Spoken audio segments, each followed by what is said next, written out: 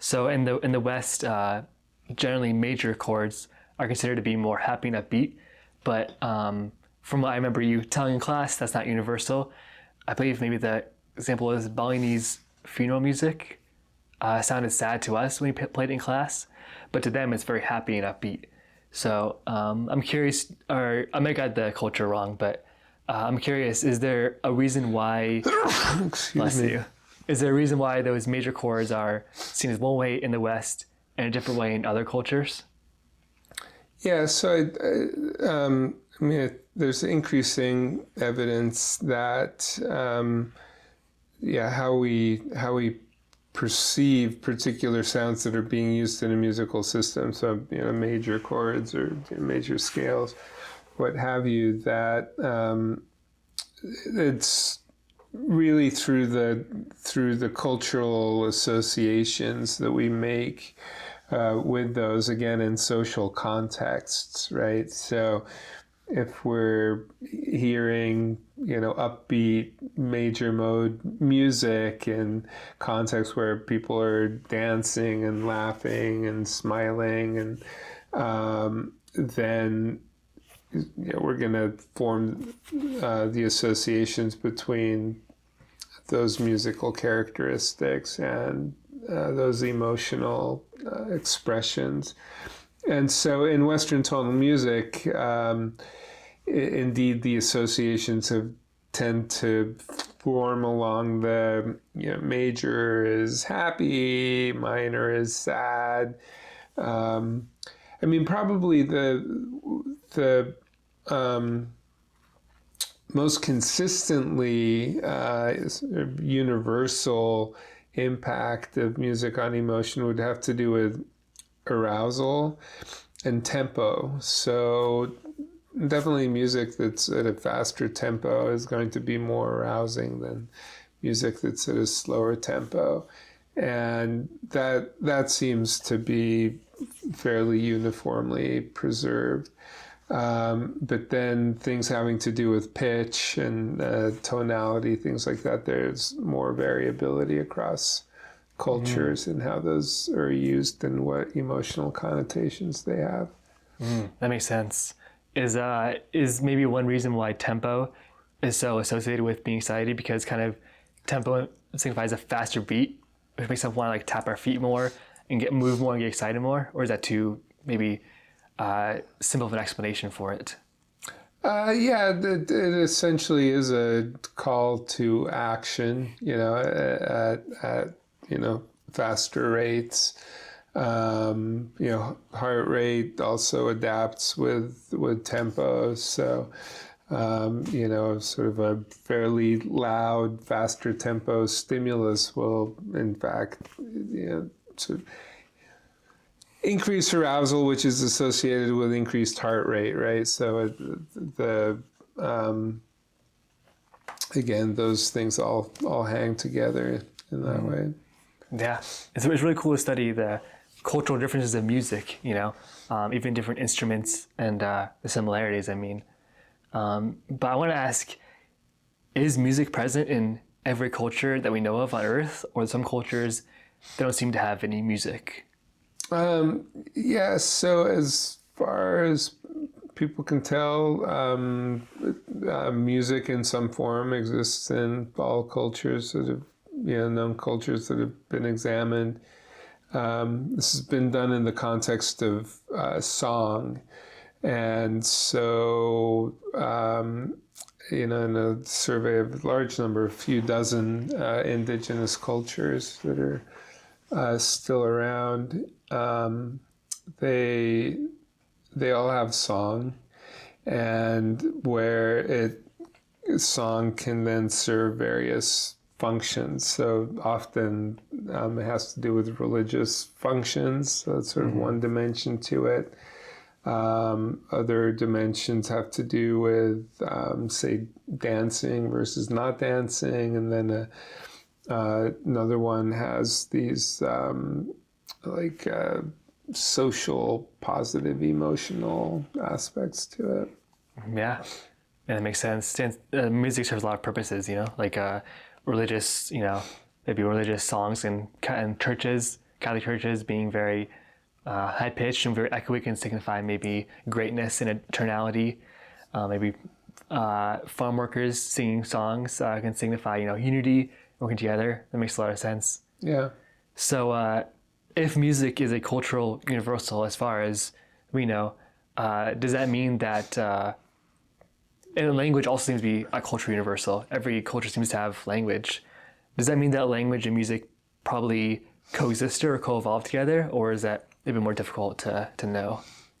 Yeah, I mean, it's hard to know, right? Whenever You weren't there for me. back. Yeah, exactly. No, I had all this great. No, I'm might kidding. look like it, but I'm kidding. wasn't there. Yeah, so I mean, so various people have, theorized about this, and it kind of gets back to the question you asked at the beginning, what are some of the differences between music and language?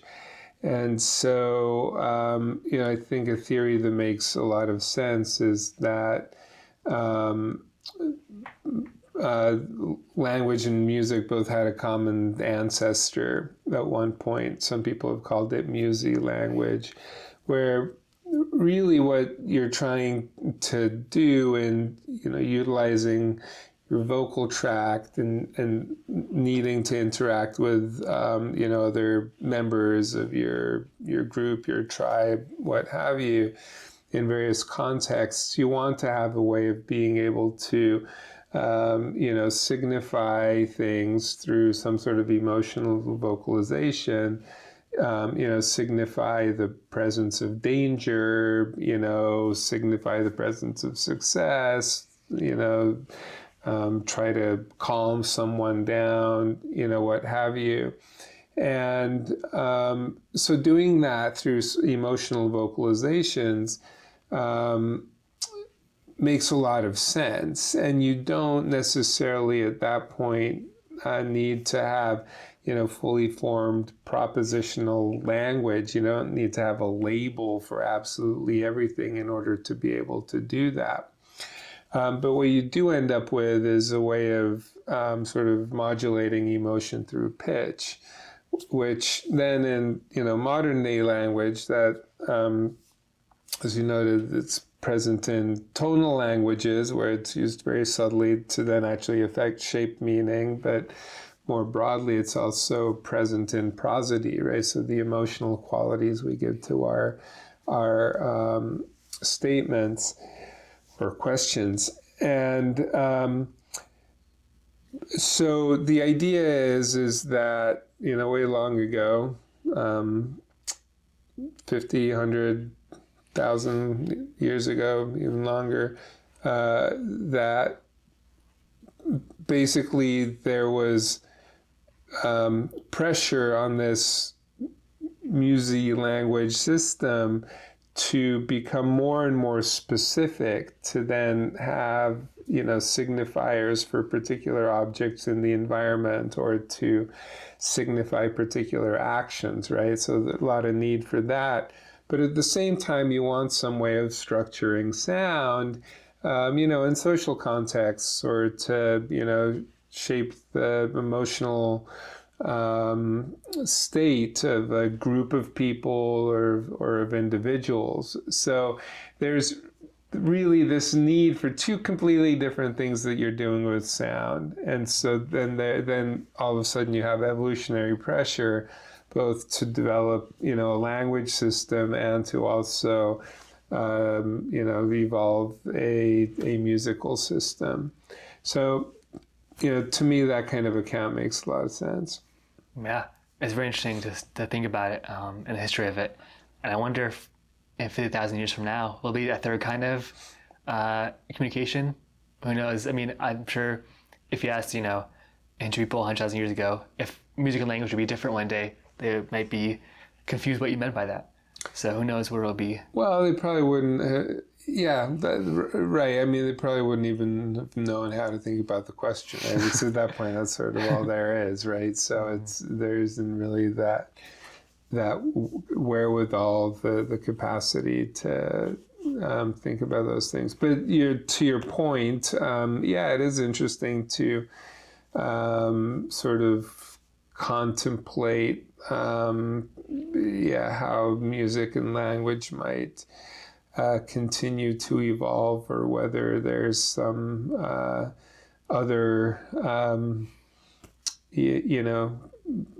system of vocalizations, that may somehow combine the two in unique ways that we haven't really experienced yet today, to date. So.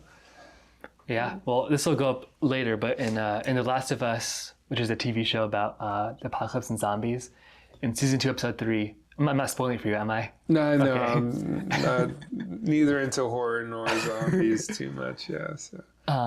But there's this culture that has language as we do, but also they kind of travel long distances and they're apart from each other sometimes.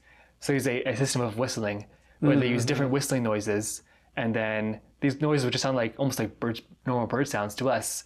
Listen to them like, oh, they're saying they're 50 miles away and we're safe, but we need to hurry up now. So maybe expanding things like that. I mean, the click language, is it the Khoisan people, I forget, of Africa, is also a bit different than languages we have now. But yeah, the future is interesting. Yeah, I think one of my colleagues here, David Karina, I think he's a linguist, and for a time, I think he was studying people in the Canary Islands who use the systems of whistling. Because like you said, that carries, across hillsides and, valleys and stuff like that. So it's a way of communicating at distance. Yeah, it's very interesting.